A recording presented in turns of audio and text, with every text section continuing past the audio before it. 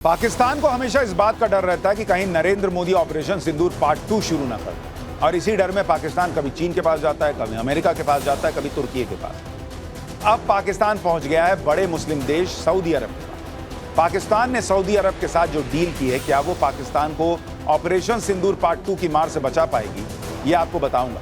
पाकिस्तान को हमेशा इस बात का डर रहता है कि कहीं नरेंद्र मोदी ऑपरेशन सिंदूर पार्ट 2 शुरू ना कर दें। और इसी डर में पाकिस्तान कभी चीन के पास जाता है, कभी अमेरिका के पास जाता है, कभी तुर्की के पास।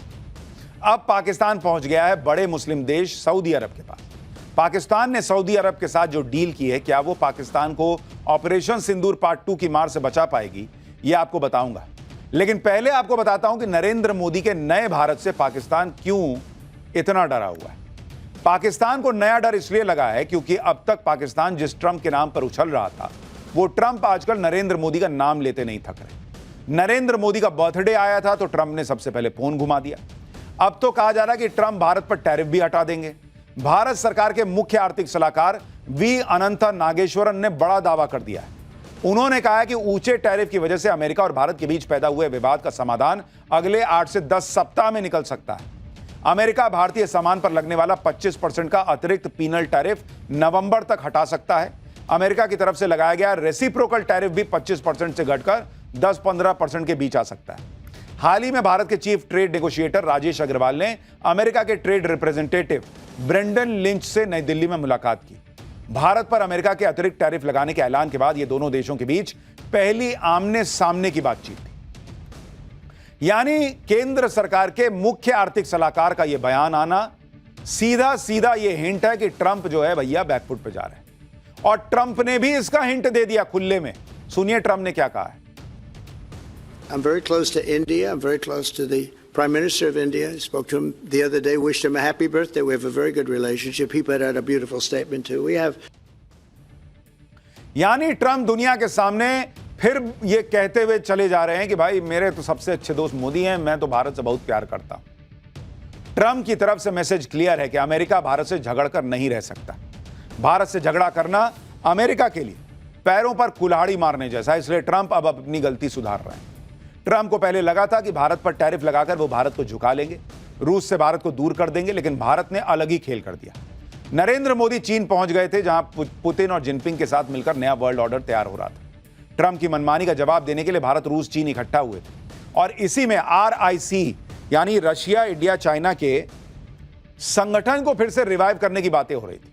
लेकिन अब जब ट्रंप भारत की ताकत को समझकर फिर से दोस्ती करने के लिए तड़प रहे हैं, तो सवाल उठ रहे हैं कि भाई रशिया, इंडिया, चाइना की तिकड़ी का क्या होगा। दुनिया को जो जवाब देने की शुरुआत हुई थी उसकी स्पीड स्लो हो जाएगी क्या।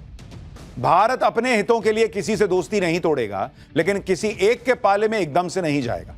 भारत के लिए जितना अमेरिका इंपॉर्टेंट है, उतना ही रूस भी इंपॉर्टेंट है। चीन भी भारत से दोस्ती करके रखने में ही अपनी भलाई समझ रहा है आजकल, लेकिन चीन के साथ भारत दोस्ती करने में भी हर कदम पर ध्यान रख रहा है। पल पल में बदलती इस ग्लोबल पॉलिटिक्स के बीच पाकिस्तान का हाल यह है कि उसे तो सबसे जरूरी यही लग रहा है कि जो भारत की मार से बचाए वही अपना यार। ऑपरेशन सिंदूर के दौरान जो पाकिस्तान ट्रंप के सामने गिड़गिड़ा रहा था कि भारत की मार से बचा लो, अब पाकिस्तान को भी समझ में आ गया कि अगली बार अगर भारत ने ठोकना शुरू किया तो भाई ट्रंप भी ना बचा पाएगा, क्योंकि मोदी इसी बार नहीं रुके तो अगली बार कहां से मान जाएंगे ट्रंप के कहने पे। इसलिए पाकिस्तान ने अब सऊदी अरब से सौदा करके यह सोच लिया है कि कहीं हम बच जाएं। भाई सौदा क्या किया कि भले ही हमारे न्यूक्लियर हथियार ले लो, मगर भारत की मार से बचा लेना। पाकिस्तान और सऊदी अरब के बीच एक डिफेंस डील हुई, जिसे दोनों देशों के बीच नेटो जैसा समझौता बताया जा रहा है, जिसे डन करने के लिए पाकिस्तानी प्रधानमंत्री शहबाज शरीफ सऊदी अरब पहुंचे हुए थे। सऊदी क्राउन प्रिंस मोहम्मद बिन सलमान और शहबाज के बीच इस डील पर साइन करने की खबरें हैं। जिस वक्त इस डील पर साइन हो रहे थे, तब पाकिस्तान का सेना प्रमुख असीम मुनीर भी वहीं मौजूद था। इसके अलावा उप प्रधानमंत्री इशाक डार, रक्षा मंत्री ख्वाजा आसिफ, वित्त मंत्री मोहम्मद औरंगजेब भी सऊदी अरब में डेरा जमाए हुए हैं। इस समझौते को स्ट्रैटेजिक म्यूचुअल डिफेंस एग्रीमेंट कहा जा रहा है। वैसे कहने को तो इस समझौते के तहत सऊदी अरब और पाकिस्तान आपस में मिलिट्री सहयोग करेंगे, लेकिन इस समझौते में 2 पॉइंट सबसे महत्वपूर्ण है। पहला पॉइंट, एक देश पर हमला दूसरे देश पर हमला माना जाएगा। यानी अगर पाकिस्तान पर कोई हमला होगा तो सऊदी अरब मानेगा कि सऊदी अरब पे हमला हो गया और वो साथ देगा। ऐसे ही अगर सऊदी अरब पे हमला हुआ तो पाकिस्तान साथ देगा। दूसरा पॉइंट यह है कि इस डील में पाकिस्तान के परमाणु हथियार भी शामिल हैं, यानी पाकिस्तान सऊदी अरब की परमाणु हथियारों से भी मदद करेगा। पाकिस्तान ने सऊदी अरब से यह डील क्यों की, यह सबको पता है। ऑपरेशन सिंदूर के बाद भारत ने एक बड़ा फैसला लिया था। साफ कर दिया था कि अगर सीमा पार से आतंकी हमला होता है तो इसे युद्ध माना जाएगा और ऑपरेशन सिंदूर पार्ट 2 शुरू होगा। पाकिस्तान को डर सता रहा है कि पता नहीं कब भारत ऑपरेशन सिंदूर पार्ट 2 शुरू कर दे और पाकिस्तान में बैठे आतंकियों की कब्र खुद जाए। इसी खौफ में जी रहे पाकिस्तान ने अब सऊदी अरब से डील कर ली कि भाई मेरे को मारेगा तो तुम आओगे ना। इस डील को करके शहबाज शरीफ और असीम मुनीर को लग रहा है कि उन्होंने भारत के खिलाफ पता नहीं कितना बड़ा तीर मार लिया। वो सोच रहा है कि अब भारत पाकिस्तान को नहीं ठोक पाएगा, क्योंकि अगर भारत ने ऑपरेशन सिंदूर पार्ट 2 किया तो सऊदी अरब मदद के लिए आएगा। लेकिन एक्सपर्ट्स कह रहे हैं कि दोनों देशों के बीच समझौता इस बात पर हुआ है कि एक देश पर हुआ हमला दूसरे देश पर हमला माना जाएगा। इस बात पर कोई समझौता नहीं हुआ है कि पाकिस्तान में मौजूद आतंकी अड्डों पर हमले को सऊदी अरब पर हमला माना जाएगा। और भारत पाकिस्तान के खिलाफ नहीं बल्कि पाकिस्तान प्रायोजित आतंकवाद के खिलाफ जंग लड़ रहा है। ऑपरेशन सिंदूर के दौरान भी भारत ने पाकिस्तान के आतंकी अड्डों को ही निशाना बनाकर हमले किए थे। इसलिए भारत जब चाहे पाकिस्तान में आतंकी अड्डों पर ऑपरेशन सिंदूर पार्ट 2 लॉन्च कर सकता है, क्योंकि आतंकवाद के खिलाफ जंग में तो सऊदी अरब भारत का मजबूत साझेदार है। और अगर सऊदी अरब साथ दे भी दिया तो यह नया भारत है बॉस। अपना काम करना है तो करना है भाई। ऑपरेशन सिंदूर में चाइना ने साथ दिया, हथियार दिए, तो क्या भारत ने नहीं ठोका पाकिस्तान को? ऑपरेशन सिंदूर के समय तुर्की ने हथियार दिए, ड्रोन भेजे, तो भारत ने नहीं मारा पाकिस्तान को। तो सऊदी अरब भी होगा तो देखा जाएगा। लेकिन आप देखिए कि जिस दिन पहलगाम अटैक हुआ था, प्रधानमंत्री मोदी कहां थे? सऊदी अरब में ही थे, राजकीय दौरे पर। जेद्दा में रॉयल सऊदी एयरफोर्स के फाइटर जेट्स उड़ रहे थे। सऊदी अरब में पीएम मोदी को 21 तोपों की सलामी दी गई थी। सऊदी अरब ऐसा अपना खास मित्र देश और पार्टनर के लिए ही करता है। लेकिन भाई उसी दिन पहलगाम अटैक हुआ, पीएम मोदी तुरंत दौरा छोड़े वापस आ गए। इसके बाद सऊदी अरब के क्राउन प्रिंस मोहम्मद बिन सलमान ने पहलगाम हमले की निंदा की थी और आतंकवाद के खिलाफ लड़ाई में भारत को हर तरह से मदद की पेशकश की थी। तो पाकिस्तान हाथ पर मार रहा, मारने दीजिए। सऊदी अरब ने भी पाकिस्तान के साथ सैन्य समझौते को किसी देश के खिलाफ नहीं बताया है, लेकिन पाकिस्तान जैसे मक्कार देश की साजिश से भारत सतर्क है। भारत के विदेश मंत्रालय के प्रवक्ता रणधीर जायसवाल ने कहा है कि भारत सरकार को सऊदी अरब और पाकिस्तान के बीच ऐसे समझौते की पहले से जानकारी थी। हम अपनी राष्ट्रीय सुरक्षा के साथ साथ क्षेत्रीय और वैश्विक स्थिरता पर इस घटनाक्रम के प्रभावों का अध्ययन करेंगे। केंद्र सरकार भारत के राष्ट्रीय हितों की रक्षा और राष्ट्रीय सुरक्षा सुनिश्चित करने के लिए प्रतिबद्ध है। पाकिस्तान को पता है कि उसके पाले हुए आतंकवादियों के खिलाफ अगर भारत एक्शन लेगा तो सऊदी अरब छोड़ो कोई देश भारत को रोक नहीं पाएगा। लेकिन सवाल तो यह भी है कि अगर भिखारी पाकिस्तान के साथ सऊदी अरब सैन्य समझौते के लिए तैयार क्यों हुआ? इसके पीछे सऊदी अरब की क्या मजबूरी है वो भी बताऊंगा। लेकिन पहले यह समझिए कि इस डील के जरिए अब सऊदी अरब पाकिस्तान के न्यूक्लियर हथियारों का इस्तेमाल कर पाएगा। यानी सऊदी अरब ने बिना परमाणु हथियार बनाए ही न्यूक्लियर कवच हासिल कर लिया है। एक्सपर्ट्स के मुताबिक 1970 के दशक में पाकिस्तान के गुप्त न्यूक्लियर प्रोग्राम को सऊदी अरब ने फंड भी किया था और शर्त यह थी कि सऊदी अरब को कभी खतरा हुआ तो पाकिस्तान उसे न्यूक्लियर हथियार देगा। लेकिन आप सोचिए कैसा भिखारी देश है पाकिस्तान कि अपने हथियार भी किराए पे चढ़ा दे रहा है। पाकिस्तान के साथ डील करके सऊदी अरब ने भिखारी पाकिस्तान के न्यूक्लियर हथियारों तक अपनी पहुंच बना ली। लेकिन पाकिस्तान को क्या हासिल हुआ? इसको लेकर चर्चा है कि सऊदी अरब को परमाणु हथियार किराए पर देकर मुनीर और शहबाज ने सस्ते तेल की डील कर ली है। भिखारी पाकिस्तान ने डिफेंस डील के नाम पर सऊदी अरब को अपने परमाणु हथियार गिरवी रख दिए ताकि सऊदी अरब उसे भीख देता रहे। लेकिन आखिर सऊदी अरब की ऐसी क्या मजबूरी थी कि उसने ये डील कर ली? इसके पीछे भी कई वजह हैं।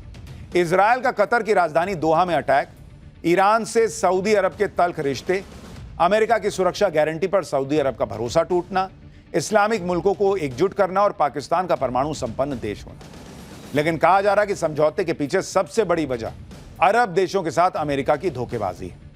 पाकिस्तान और सऊदी अरब के बीच यह समझौता पड़ोसी कतर की राजधानी दोहा के हमले के ठीक बाद हुआ है। इजराइल ने दोहा में हमास के नेताओं पर हमला किया जब वो अमेरिका की पहल पर शांति वार्ता करने दोहा पहुंचे थे। इजराइल के इस हमले की ट्रंप ने निंदा तो की, लेकिन इजराइल के खिलाफ कोई एक्शन नहीं लिया, जिसके बाद सऊदी अरब को यह डर सता रहा है कि इजराइल कहीं सऊदी अरब पर हमला न कर दे। इसलिए सऊदी अरब न्यूक्लियर कवच चाहता है ताकि इजराइल उस पर हमला करने से पहले सोचे, 100 बार सोचे। पाकिस्तान के साथ डील करके सऊदी अरब ने यही काम किया है। लेकिन पाकिस्तान सुरक्षित हो जाएगा ऐसा लगता नहीं। हां, यूपी कितना सुरक्षित है उसके लिए योगी क्या कर रहे हैं, यह चैप्टर देखिए। लॉरेंस बिश्नोई के दोस्त रहे गोल्डी बराड़ ने यूपी में आतंक फैलाया, योगी की पुलिस ने सीधा एनकाउंटर कर दिया। क्या पाकिस्तान की हार के बाद यूपी में कहां तनाव हो गया, योगी राज में क्या इलाज हो रहा है, अब इसका चैप्टर। पिछले दिनों में यूपी में कई ऐसी घटनाएं हुई हैं जिसमें अपराधियों ने एक तरह से योगी की पुलिस को चैलेंज दिया है, लेकिन योगी की पुलिस ने इनका ऐसा तगड़ा इलाज किया कि अपराधी खौफ में आ गए होंगे। योगी के एनकाउंटर फोर्स और बुलडोजर दोनों धड़ाधड़ चलने लगे। आप देखिए कि 12 सितंबर को बरेली में एक्ट्रेस दिशा पाटनी के घर पर फायरिंग हुई। 17 सितंबर को फायरिंग में शामिल 2 शूटर एनकाउंटर में ढेर कर दिए गए। 15 सितंबर को गोरखपुर में नीट की तैयारी कर रहे छात्र की पशु तस्करों ने हत्या की। 17 सितंबर को हत्याकांड का मास्टरमाइंड का एनकाउंटर हो गया जो अपने पैर पर चलने की हालत में नहीं। 16 सितंबर को मेरठ के सरदना में कुछ लोगों ने बवाल किया। आज आरोपियों के अवैध घरों पर बुलडोजर एक्शन हो गया। आज पाठशाला में बताऊंगा कि एशिया कप में भारत के हाथों पाकिस्तान की हार के बाद यूपी में कहां तनाव हो गया। साथ ही योगी की पुलिस के ताबड़तोड़ एक्शन की एक एक डिटेल दिखाऊंगा, लेकिन पहले जो हुआ उसकी एक झलक देखिए। सबसे पहले बात यूपी के मेरठ में सरदना इलाके में हुए बवाल की, जिसको लेकर सरदना से विधायक रह चुके बीजेपी नेता संगीत सोम ने सनसनीखेज दावा किया है। दरअसल मेरठ के सरदना में मंगलवार की रात 2 समुदायों के लोगों के बीच मारपीट हो गई। जमकर लाठी डंडे चल गए। आरोप है कि एक गुट के लोगों ने लाठी डंडों के साथ धारदार हथियारों का भी इस्तेमाल किया। बवाल बढ़ता देख महिलाएं बीच बचाव करने पहुंची, मगर भीड़ ने उनकी एक न सुनी। धीरे धीरे गांव के और लोग भी जुड़ते गए और मामला और बिगड़ गया।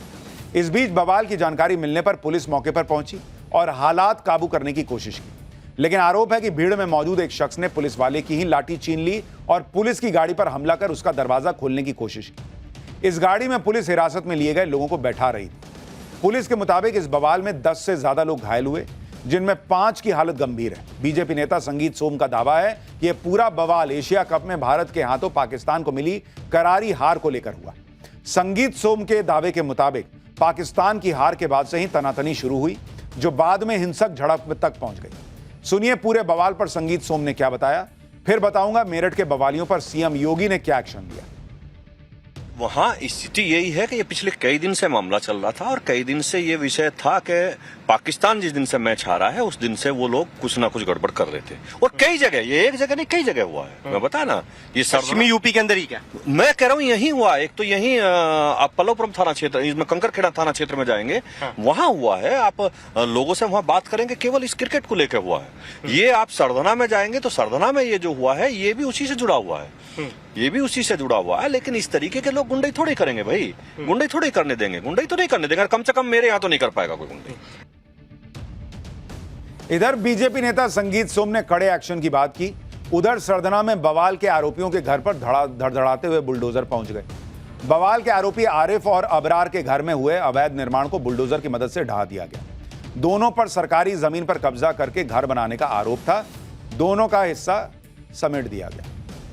अब बात बरेली में एक्ट्रेस दिशा पाटनी के घर पर हुई फायरिंग की। 12 सितंबर को सुबह 3:45 बजे बरेली में एक्ट्रेस दिशा पाटनी के घर के बाहर फायरिंग हुई। फायरिंग की जिम्मेदारी गोल्डी बराड़ गैंग से जुड़े गैंगस्टर रोहित गोदारा ने ली। लेकिन अब यह गैंग भी समझ गया कि योगी राज में अपना वर्चस्व बनाने के लिए फायरिंग करके उसके शूटर्स ने बड़ी गलती कर दी, क्योंकि वारदात के एक हफ्ते के अंदर फायरिंग में शामिल शूटर्स का एनकाउंटर हो गया, जिसमें दोनों की मौत हो गई।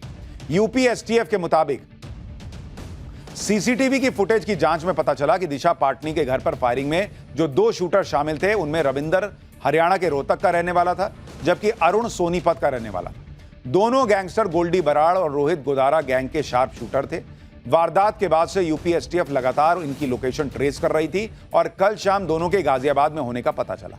इसके बाद यूपी एसटीएफ ने दोनों की घेराबंदी के लिए दिल्ली पुलिस की स्पेशल सेल और हरियाणा एसटीएफ के साथ मिलकर ज्वाइंट ऑपरेशन किया।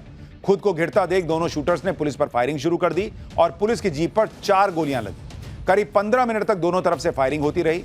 इस दौरान पुलिस की गोली लगने से शूटर अरुण और रविंदर घायल हो गए, जिन्हें अस्पताल ले जाया गया। डॉक्टर्स ने उन्हें मृत घोषित कर दिया।